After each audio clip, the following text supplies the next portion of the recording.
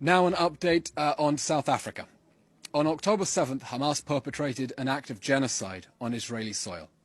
Its death squads executed a campaign of systematic extermination with a clear mission to murder as many Israelis as possible, as sadistically as possible.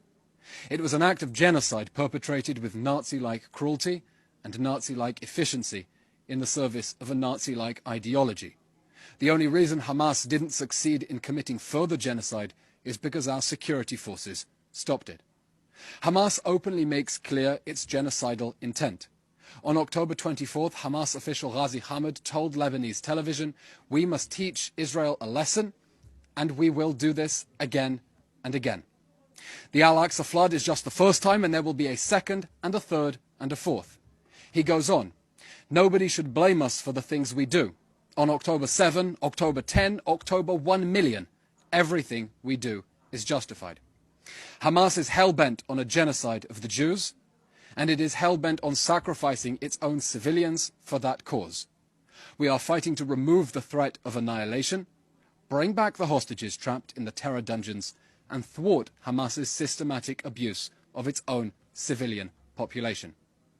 The State of Israel emphatically condemns South Africa's decision to play advocate for the devil and to make itself criminally complicit with the perpetrators of the October 7 massacre.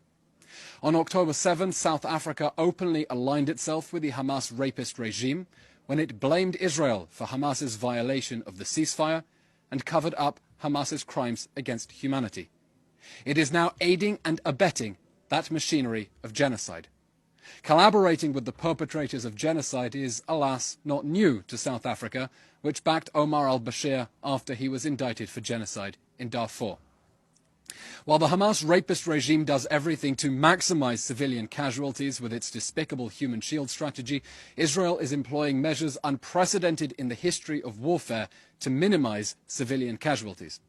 We have been clear in word and in deed that we are targeting the October 7 monsters and are innovating ways to uphold international law, including the principles of proportionality, precaution and distinction in the context of a counter-terror battlefield no army has faced before. That is why we spent weeks urging residents of northern Gaza to evacuate before the ground offensive.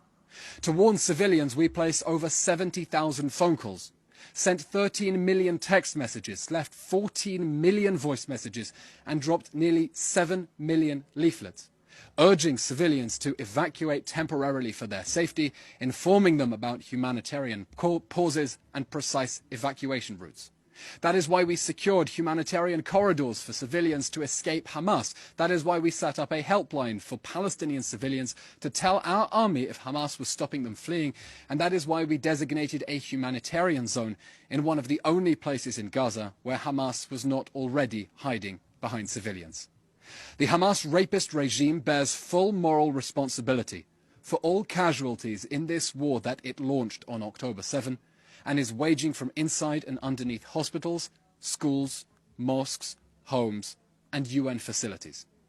In giving political and legal cover to the October 7 massacre and the Hamas human shield strategy, South Africa has made itself criminally complicit with Hamas's campaign of genocide against our people. It shares culpability for the tragic loss of human life.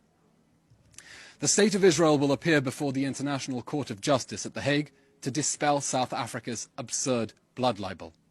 How tragic that the rainbow nation that prides itself on fighting racism will be fighting pro bono for anti-Jewish racists. We have no doubt that after the Jewish state brings to justice the perpetrators of the bloodiest massacre of Jews since the Holocaust, history will judge South Africa for abetting the modern heirs of the Nazis. We assure South Africa's leaders, history will judge you, and it will judge you without mercy. That's the